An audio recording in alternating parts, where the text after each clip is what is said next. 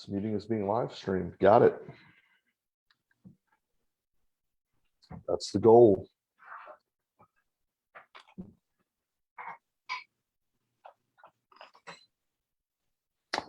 All right, we're good to go. I always have to do that. I think I say this just about every week, that there's this real weird moment where I'm like, are we live? Are we not live? What's happening on here? We're live.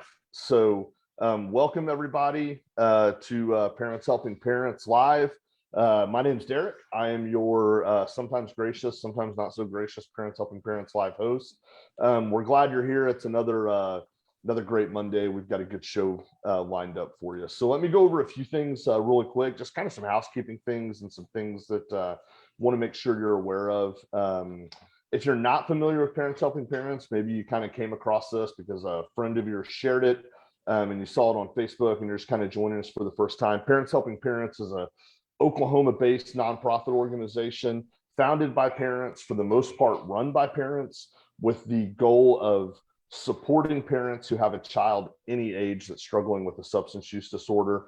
And we do that by providing education, connecting them with resources, and sharing experiences with one another. So anything that Parents Helping Parents does, any of our meetings, we're not a professional organization. We don't want any of these things to be construed as professional counseling, professional medical advice, legal advice. All of those things are wonderful. We think that you should get them if they're appropriate for your need. That's just not what we do as an organization. Our job is to connect you to those professionals.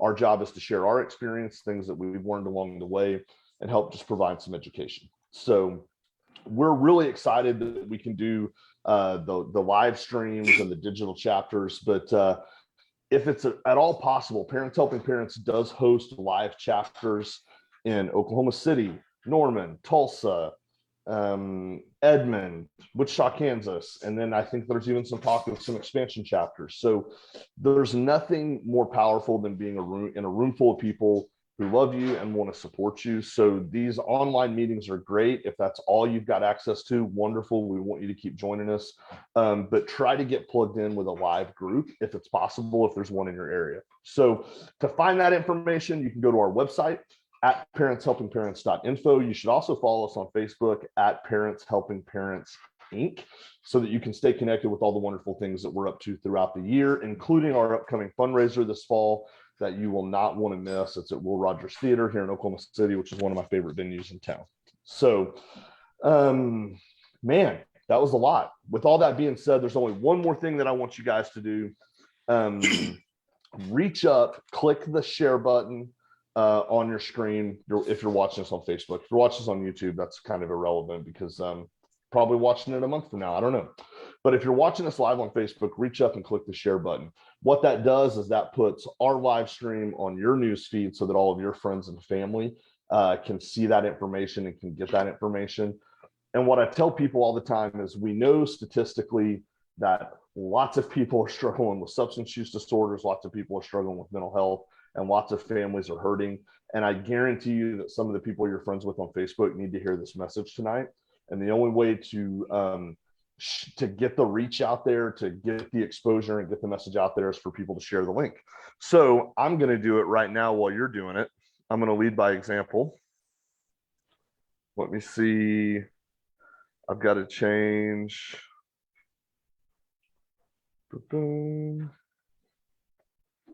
Done. I have shared it. You should also share it. Hey, I'm joined by a friend of mine and fellow clinician and person in recovery, Jason Franks. I'm going to let Jason introduce himself. He's got a wonderful story to share with us and some hopeful things to share with us. And then we'll have a little bit of a conversation and a discussion at the end. So Jason, man, welcome to Parents Helping Parents. Thank you for taking your time to do this. I appreciate it. Parents Helping Parents appreciate it. So the floor is all yours, brother. Thank you. It's great to be here. I appreciate you guys having me tonight. This is something, as I was telling Derek, I have come in on several of these, and have been it's been really quality as far as, being able to hear some folks' stories and hear what they're doing, out here. And how they're helping people to get into recovery and find freedom. And I just appreciate the opportunity, Derek. Thank you for inviting me. Um, Jason Franks is my name. I'm an LPC. I'm an LADC. I am about to celebrate 16 years of sobriety from drugs and alcohol in August. Woo! Hey, sorry, man, I had to interrupt. Hey, Congratulations. I 16 years appreciate is a it. big deal. Somebody needs to tell you that. It's a little easier now than it used to be. It was a little harder at the beginning. Um, so you guys will hear a little bit about that tonight. But yeah, LPC, LADC. Spent many years. Spent basically most of my career in the field.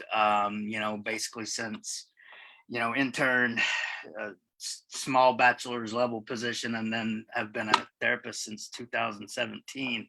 Spent most of that time at a community mental health agency at A Chance to Change, but have recently started my own private practice, Jason Franks Counseling and Intervention Services. That's been since basically November, but really fast and furious in the last couple months. But anyway, yeah, I enjoy working with all types of people. I really, once I went to got the degree at Southern Nazarene, especially in the master's program, kind of diversified my brain a little bit. I mean, you guys will hear my story. When I first started going to school and determined I was going to be a drug counselor, I was kind of narrow, laser focused, for a good reason. I wanted to help people that were like me, and still do. But the process, the experience, the schooling, the work in a mental health, community mental health agency has diversified my brain. I've realized that there's lots of folks out there that could benefit from talking to somebody and getting help, and it doesn't necessarily have to involve, substances or things like that. It's a tough world out there, so lots of people need assistance at times. So, but yeah, I thought I would just kind of give everybody a glimpse into how I got to where I'm at. Unfortunately, that's hasn't always been pretty. So I wish I could go back and say, like, oh, I had this terror. I mean, I don't wish I could say this, but it would be easier to say, like, oh my gosh, I had this terrible childhood and things were so, up and down, that I just turned to what I did, and it would just make so much more sense. I grew up in a good home.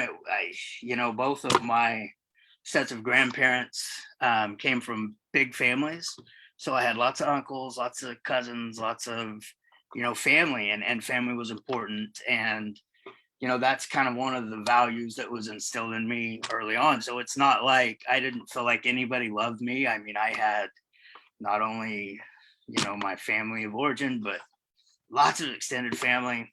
um my mom and dad,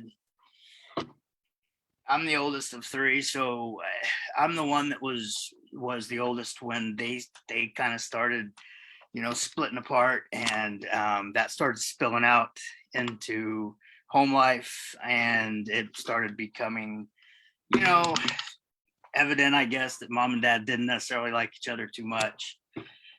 uh little beknownst to me, my dad did have substance use going on. I mean, as I get further into the story, that will become an even bigger part of it. But at the time as a kid, I mean, it wasn't like some after school special, where I would walk into rooms and dad would be using. I mean, he I guess did a good job keeping it from us. But but I don't think he did that good of a job keeping it from spilling over into his marriage. So, when I was probably 10, 11, 12, somewhere in that range, my parents finally called it quits for good. Um, I almost wish I could say that was it too. The divorce really like changed me to where I was trying to cope with, these deep emotions that I couldn't handle. Um, but I don't remember being that way. And I think it was because my dad was still in the picture. He didn't he didn't use that as, even with some of the faults he had, he didn't use that as an opportunity to say, okay, I didn't want, a wife and 3 kids. Anyway, he was very active in our lives. Um, but as I started getting a little bit older into the teenage years, um, I think I started recognizing more of dad's addiction because I was maybe starting to become aware of it myself through peers, through high school life, junior high life, and what that brings. And for me, excuse me, and I want to do a disclaimer just because as you guys will hear, I've spent time in 12-step programs and studies. I've gotten my own therapy as an adult. A lot of my awareness when I tell this story is future awareness. And when I tell this story, I apply it to the story. So what I want people to know is back when I was like 12, 13, I didn't have this awareness. I didn't have, some of the things I'm going to point out. I didn't have. At that time, I was surrounded by, these feelings, and I didn't analyze them. I didn't say, oh man, this is going to make me become this if I'm not careful. That was nowhere in the cards. I apply the awareness now because I've gotten to that place. I've gone back and explored why I did the things that I did. But yeah, my awareness of my dad's use became more, and whereas when a few years earlier, when I was maybe scared by it, I grew up in the days of the DARE program and the war on drugs. So I mean, that's it. What do you do when your dad's using drugs? Oh my gosh, you tell your teacher and everybody else, and you because that's bad. He's a terrible, person. But I don't remember feeling like that as I got older. I didn't kind of idolize him, but it was like, what's dad doing? He seems to be okay. There doesn't seem to be any adverse consequences. Little did I know that I couldn't see him. But I the awareness I have now is that between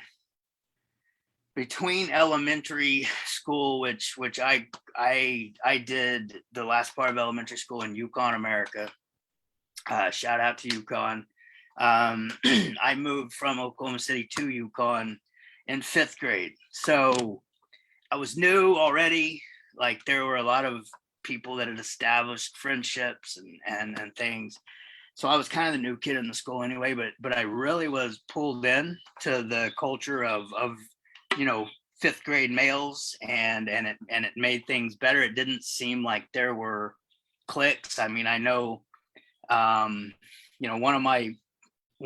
memory for me in 6th grade was my best friend in 6th grade. I went to his house to spend the night, and it was obvious that his family had a lot more resources than mine did.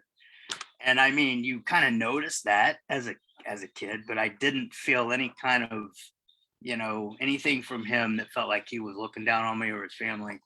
But then I got to junior high, and it was like a culture shock for me, just because, in Yukon, at least, they had one middle school, and they cram, seven other schools into one school and say, okay, now you guys are all going to school together.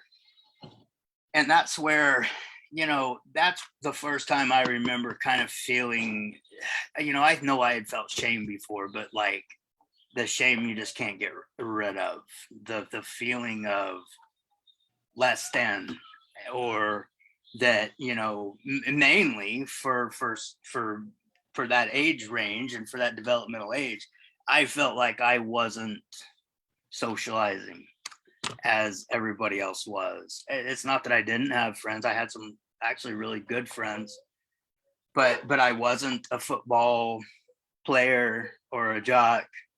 I wasn't. I was a little shy.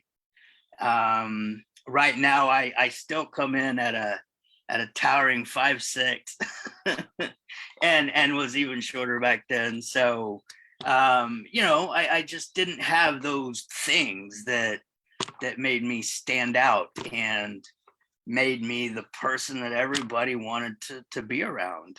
And that was a culture shock for me. And I remember there's a particular incident, and I it's funny how when we will start working through things later on in life, like some of these images and events will come to the forefront that we kind of, repress, I guess, as Freud would say. But there's this particular incident, and it's like one of the first days of a school year in junior high. And this friend I was referring to, that I was really good friends in sixth grade, I didn't have any classes with him in the morning, and they used to line us all up in the gym to line us into the cafeteria to eat. And I saw him. He was down on the gym floor, and this first time I saw him, all day. And I mean, this has been this new, junior high experience all day. And I didn't have him in any of my classes. So I go down to say hi to him, and he passes right by me and says hi to this guy that I don't even recognize. So he must be from another school. And that rejection, that shook me. It shook me, because that kind of made me feel like, what's real? This is the new real, and nobody likes you, dude. So what I know now is, like, that was a guy that he had been playing baseball with for years and years and years. So like, he actually knew that guy before me. Like, I know now that was not the earth shattering event that I made it to be, at 12 years old. But I think even if I didn't say it audibly out loud, I said at that time, I don't want to feel this way. And I think that's fine. Like, as I tell my clients, it's okay to want to be liked. It's okay to want to have community. It's okay to seek after people to like us. But it's the statement I kind of made right after that, where I said, and I'll do anything to not feel that way again.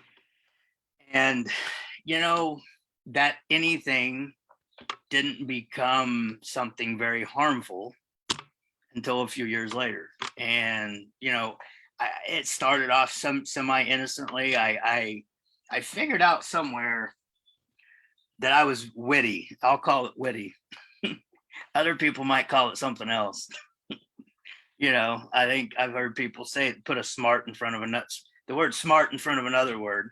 But I was witty, and I kind of started getting attention, from teachers, and like negative attention, like getting in trouble in class for talking or cutting up. And I remember there was this one teacher, and she would stick you out in the hall. Like, if she'd had enough, that's it, you're out in the hall. So my friend and I would tally up and compete to see who got thrown out in the hall the most. Like, hey, I got thrown out in the hall, and her class say, oh, I got thrown out 2 days in a row. So then, gosh, I had to do 3 days in a row. So, I mean, I think that's kind of how it started, just the realization that, oh, hey, if people are paying attention to me as I'm walking out of the class to sit out in the hall, that's better than nothing. And I think, and that's some of the awareness that I've gotten post addiction is it was that was it. That was my addiction from the very beginning, is that attention. And, I've explored it some. I don't know if I could say, when my parents got divorced, I didn't get as much attention, because mom started, having to work, support 3 kids, and it's probably true. But I mean, that was it for me. I can go back and say, okay, whatever drug I started doing first probably gets the blame. But that's it. That was it. That was I craved it. And, like a drug, more and more is what I had to have.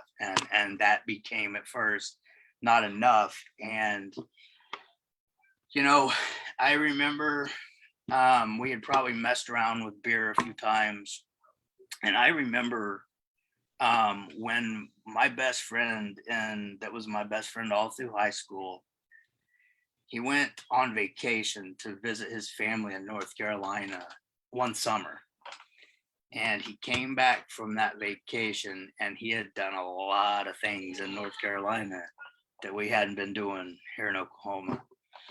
One of them being, smoking cannabis for the first time. So he came back with this attitude of, hey, here's the new, at least for me, here's the new plan.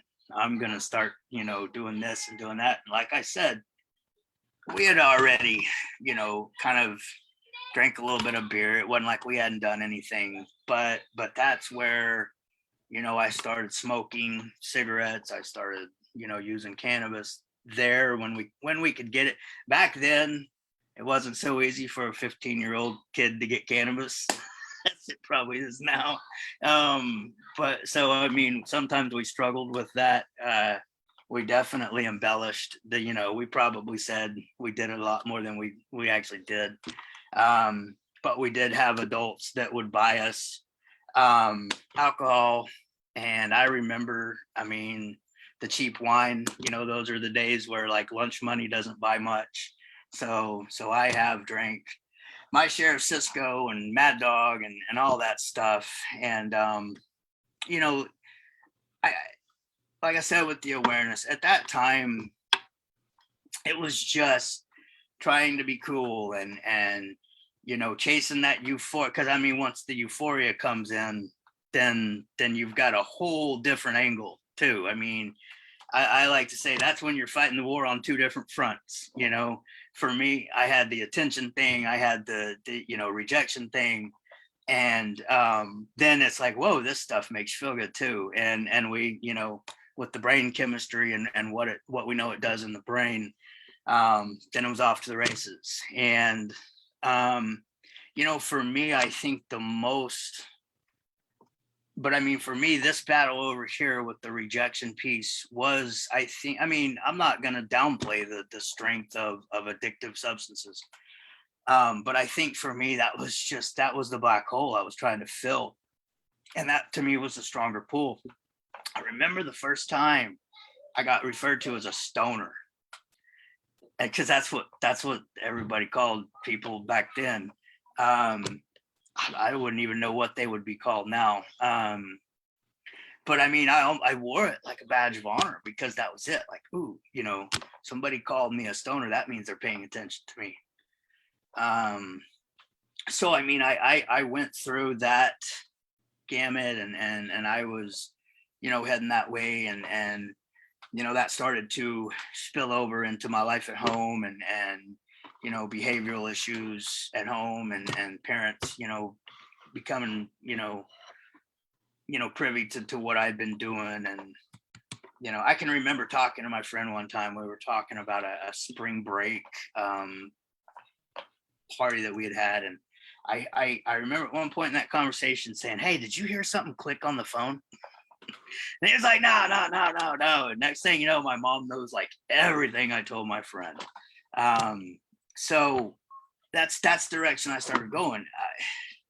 I met a girl and she changed that for a little bit. She's actually the mother of I have 4 children. I have 3 in the context of my current marriage, but I do have a 26-year-old son from a previous marriage. So this was his mother, and met her and she calmed things down for a little bit. And she did help me to focus as like a junior/senior on more important things in life, such as love, right? But also some responsibility. Like, she really didn't come down super hard on me at first. But she did start to work in, talking to me about, hey, well, maybe you shouldn't be doing some of these things. Maybe you shouldn't be drunk every night. And it started working for a little while. I think, I don't know if I just transferred to her. Part of me thinks I did, because there were lots of people that knew better saying, hey, time out, you guys are moving too fast, you guys, this is great, but let's slow things down. But she did get me to start concentrating on things like, what am I doing after high school? I obviously never thought about that. So yeah, I actually got enrolled in the Air Force. I guess if I do things, I do them big, right? So it's like, okay, now it's time to turn everything around, join the military, get married. I actually had a wedding ring on my finger when I walked across. It wasn't this one, it was a different one. When I walked across the stage at graduation. That's another thing as with, substance use and not caring about anything, when that activity becomes number one in your life, of course, my grades plummeted. She kind of helped me start focusing on that again. And when I graduated from high school, I was one of those people where they were like, yeah, go ahead and show up, sit up on the stage with your stuff on. But don't be surprised when you open that thing if it doesn't say, see you in summer school. But it didn't. I graduated. Was in this delayed entry plan to go to the Air Force, and they had accepted me. I even went and swore in as a delayed entry person. So I had my life nice and planned. We were talking about, kids. Here's how many, here's how much money the Air Force will give you for dependents. Anyway, unknown to my wife, I had started using cannabis again behind her back. And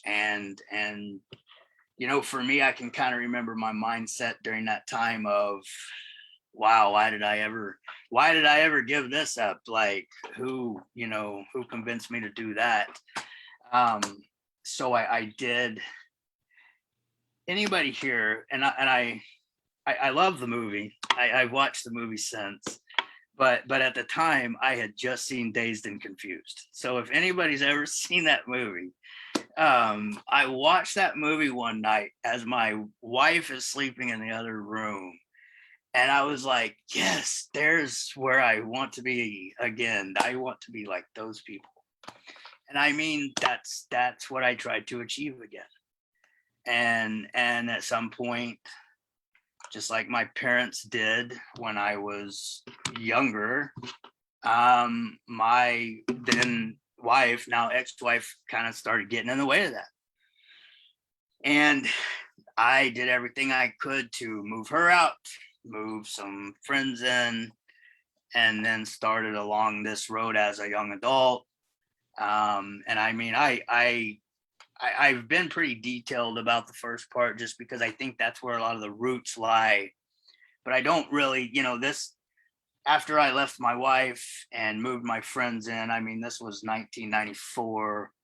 And I mean, then until 2004, there was just this 10-year, whatever we want to call it. I mean, just a life of destruction somewhat, with some responsibility sprinkled in there here and there. But it started off, of course, selling drugs, and we formed this heavy metal band. And I was the lead singer, and the band's name was Infamy. I mean, that ought to tell you something about the band. And when we would draw it, we would draw the A as an anarchy symbol. And I mean, we were just, that was it. We don't have to be responsible. We're going to be rock stars. So why would we, stop this? This is their lifestyle. So, I mean, that's what I did for a long time. I mean, things come in like expenses and losing homes, because losing places to live because it's the quote unquote party house. So I mean, I learned my lessons along the way through pain. Like whether you admit it at the time or not, it kind of stinks to not be able to lose your place that you're living and have to kind of hit the streets and figure out where you're going to live. But in my lifestyle, then you push that down and don't let anybody know that's the way you feel. um so I mean, and for me, and this is why that rejection piece is so big. That was it. That was my life. That was my acceptance. That was my, even though it hurt and it was starting to hurt a lot more, that was it. It was still on the pros and cons list. That was still a huge pro that was affecting everything. And I carried that for several years. I mean, I did get jobs. I had some pretty good jobs during that time, that 10-year period. But the addiction was always number one. It was, even when it didn't seem like it, even when I could point at other circumstances, and of course not implicate my substance use, because surely that's not doing all this. That was the thing. And that rejection piece was driving it. And then of course, just the good old chemical addiction to substances, or just being high altogether, was definitely doing it as well. Got arrested. I had some friends that, let's just say, they were into chemistry, and they took their chemistry thing on the road. And we got in trouble. They got caught in my house, and we all got in trouble. So that was kind of, should have been a wake up call. And in a way it was. This was 2002. So that was kind of a punch in the mouth, but I still, wasn't done. But 2004, I came to the end of my rope. I, of course, lost my home again through that trouble with the law, and was staying with my parents as a 28, 30-year-old man, which is always real, heartwarming. Makes you feel real good about yourself. And now, hey, if there's anybody out there listening that is that age and they're living with their parents, I'm not saying anything bad. I don't know your situation. I know what mine was, and I should have had my own house. I should have been responsible. So anyway, my parents had this life that I wanted, and it included a lot of things, stability, just stability mainly, and their faith, and their spirituality. They're the Christian faith, and I am too, and that is how I grew up. And during that time, that's kind of what I pointed it to, as far as what the difference between them and I was. I know that's not everybody's path, but that was mine. That still is mine. And that was the attractive part to me. So that was my kind of decision when I decided to, let's make this change. That's the part that came first for me, was the spirituality, and the religious factor. And I reached out to my parents, who could definitely help me with that. And that, I mean, talk about a mother's dream. I mean, my mom wasn't one that was going to go to Al-Anon or come to Parents Helping Parents meetings. She was going to sit back and, although she did tell me times when she was upset with me and let me have it, she prayed for me. She gave me places to live. She loved me to a point. And, this was it. Like that, that point in time was what she had been praying for years. So that's when I got involved, in our church, and they had a Celebrate Recovery. Kind of got involved in the singles group first, but this singles pastor was saying, hey, there's this program they have here, and it's I think it's like the 12 steps or something. So I went and got involved in Celebrate Recovery, and that's for me, especially the particular one that I attended. No judgment, and there's this 80-something-year-old lady. She wasn't 80 at the time. She was probably just in her 70s or late 60s. But I mean, we had nothing in common, and she hugged me and loved on me, and turned me into a leader and trusted me and with other, guys and people in the program. And it just meant so much to me. And it was, not only trust for somebody who couldn't be trusted for so many years, but it came in with that rejection piece too. And I felt acceptance. and it was in a good way. It was not in a way that made me regret it the day after. And it wasn't in a way that made me break out in handcuffs, as one of my clients used to say. So that was it. I hit Celebrate Recovery. I stayed sober. I started leading. I started doing 12 steps. I started kind of working step 12 and becoming more, more concerned with other people's recoveries than my own. And when that started, not only did I stay sober, but it awakened me to, hey, maybe I should look into doing this, get out of the outside construction type work and start doing this all the time, talking to people. Because I did recognize, outside the group setting in Celebrate Recovery that one-on-one was what I really liked. And my current wife, who I met, she told me one day, she said, hey, you do know that if you're going to be a drug counselor, you keep talking about being a drug counselor, you do actually have to go to school at some point. So I went to OCCC. I went the associate's route. And once I did that, that fed into SNU. Southern Nazarene has great programs for adults. So I did the bachelor's, the master's at Southern Naz. And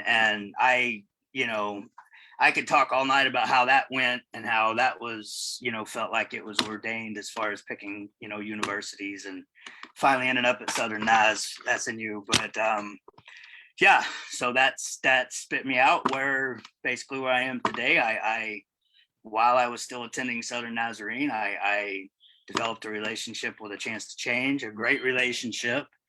And they brought me on as an intern, then as a bachelor's level position, and then I started as a candidate there in 17.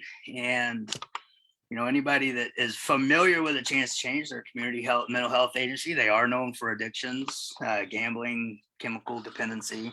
So I did get to cut my teeth on those kind of clients, and it made me happy.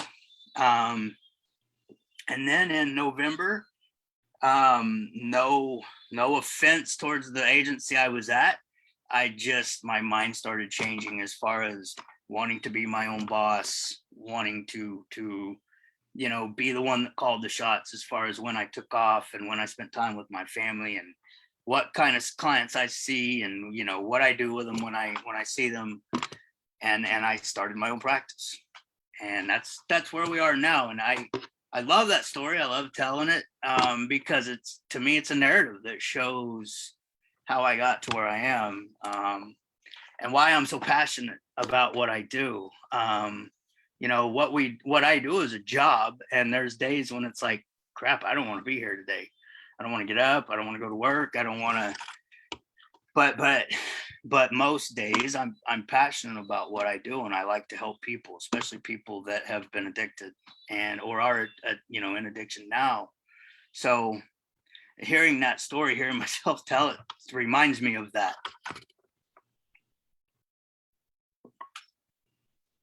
Man, Jason, thanks for your vulnerability and sharing your story and just being open about all that and what that's been like for you. One of the major themes that you hit on a couple of different times as you were talking was this impact that shame had on your behavior. I'm going to not lob you any easy questions and just go for the fastball right down the middle. As you think about your experience with shame, what kind of role do you think family dynamics played in either reinforcing that shame or helping you bust out of that pattern of shame when you got sober? Gosh, that is a great question. I think as with so many important things, it was a little bit of both. Holding those conflicting experiences, because I think there was a lot of shame. I mean, at first, when I was doing things I knew I shouldn't be doing, it was more based on like the values and the morals of my family, of origin and extended family. So I Mm-hmm. felt that little guilt, ooh, we're doing something bad. Um, as I became an addict and I didn't have a very high opinion of myself, I know that was a piece. Like my values. Yeah. I feel like when we feel shame, we're comparing ourselves to some standard, right? Mm-hmm. So that was my standard. And I mean, besides like this the physical and mental things that were like duh, I had those values that, some of the people that I hung with for many years in that lifestyle, they didn't have the same values. Some of the convictions that I was having and the shame I was feeling, that wasn't there for them, I don't think. But then I like what you said, as I as I made the choice to change and watch my family, especially my family of origin, jump in behind me. And then there were some holdouts, that were like, hey, he's been doing this for 15 years. He's going to have to be okay for a time before but then Mm-hmm. to start feeling them get behind me and be proud of me and hold conversations with me. So, I mean, it played a huge role. And I think it was on both sides of that fence. Yeah. How important was it when you started to get sober, when you started to change, to have that family in your corner, um, supporting you? What? I don't know if I would have done it without him. Mm. I mentioned going to jail. And there were probably people that would have told my family, leave him in there. I've heard that phrase spoken many times as far as sitting with families. And Mm-hmm. sometimes I've agreed with it. And I think I think enabling is not this general across the board. I mean, I think sometimes what's enabling for some families is not for others, when Yeah. you're talking about resources that are available. And my family had the resources to get me out of jail. And I was facing some pretty hefty charges. And they helped me, them and my employer at the time. Shout out for Maxwell Supply. If anybody's here ever heard of Maxwell Supply, probably maybe not. They're a construction supply place on I-40 and I-44. That's where I worked at the time. And the CEO of Maxwell Supply like helped me and my parents get a lawyer, and that lawyer saved my life. But yeah, my parents, I mean, they didn't have to do that. They could have just said, hey, whatever, do the time. And I don't know how it would have turned out if I did, you know. Yeah. Yeah. And that's just one of many times that they stepped up. And so yeah, the answer to your question is I don't really know if I can say how important it was. It was so important. Yeah. Um, what do you think, or have you had any feedback from your parents in terms of what it was like for them when you were active in your addiction? What kind of things they thought about, struggled with, wish they would have done different? Have you guys been able to have some of those conversations in your recovery? Yeah, a few. My mom has always been one where, oh, she's been one where she never wanted to know the details, right? So she was okay with the generality, and I mean, she lived through a lot of it, so she did a lot of it. You didn't have to Mm-hmm. tell her. But yeah, we have had some talks. I think one thing that comes to mind is, and my biological father is no longer with us. He had a stroke at the age of 49, and he lived for a little while, but that just wore him down, physically, and he's passed. But I mean, I think one thing that comes to mind is, I had a father that was an addict. And when my mom would address my use back when I used to get caught, and this is when I lived with him, because when I got old enough, I just separated, and then they couldn't catch me anymore because I lived away from them, and I regret that too. But when she used to catch me as a teenager, like she would just break my cigarettes or, you know, throw my stuff away and I would get in trouble. And you don't do this because it's wrong. You just don't do this. And that was, she was leaning on those values. I mean, it's not that those statements didn't have stuff behind it, but I mean, I just wish there could have been a, hey, let's talk about your dad. Let's talk about your dad, because here's where he ends up. And here's, you know, the possibility of where you're headed. And I don't know if I would have listened to her, but I would have had that conflicting voice that had some empathetic, you know, speaking with it. As it was, this is wrong, this is wrong. I kind of filed that in the same file as the DARE and the war on drugs. So when my friends would say, this is great, let's do it, that was it. You know, my mom's voice just saying, this is wrong, don't do it, was right in there with Nancy Reagan and the DARE program. Yeah, whatever. My friend, I'm listening to my friends. Yeah. But if she would have brought in that piece, I think I might have had to sit and meditate on that. Might have still made the same choices. Not saying it would have changed things, but it would have changed things. Yeah. Yeah. Hey, if you just had like 2 minutes to deliver a really straightforward, simple message to families or people who are struggling with substance use disorder, what would that short, simple 1 minute message be tonight?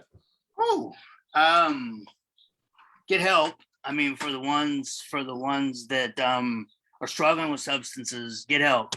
And yeah, there's going to be people that tell you that it's this meeting or this counselor, or, you know, here's the 10-step plan to get sober. And I'm not discounting that, but whatever progress you make towards getting help is good. If that's a friend, if that's a counselor, if that's a, you know, DVD, you know, educating you on the brain and drugs, whatever you feel comfortable doing, get help, get some knowledge, start, you know, maybe moving towards sobriety if that's what you want. And I mean, parents, you know, love your kids.